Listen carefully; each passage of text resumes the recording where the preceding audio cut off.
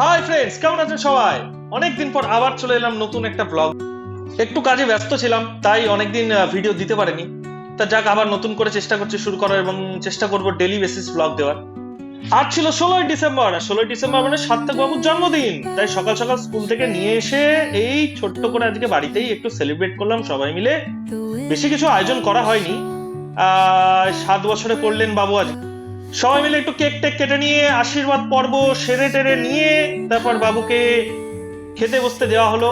এবং বাবু তো আজকে খুবই খুশি, আজকে তার হ্যাপি বার্থডে। আজকে তাকে কোনো কিছু রেস্ট্রিকশন দেওয়া যাবে না, এটা তার প্রথম রুলস ছিল। তা আমরা সেই রুলস আজকে ফলো করেছি না। আজকে কোনো বকাঝকা, পড়তে বসতে বলা, কোনো কিছুই আজকে থেকে করা হয়নি। তা সেই জন্য তিনি খুব খুশি ছিলেন আজকে।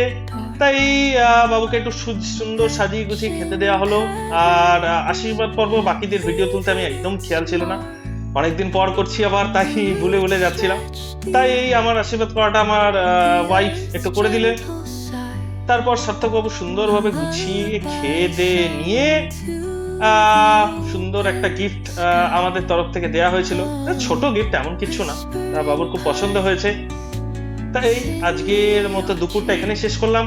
সন্ধ্যেবেলা একটু আকর্ষণ আছে, এটা পরের ব্লগে আপলোড করছি, সঙ্গে থাকবেন। টাটা।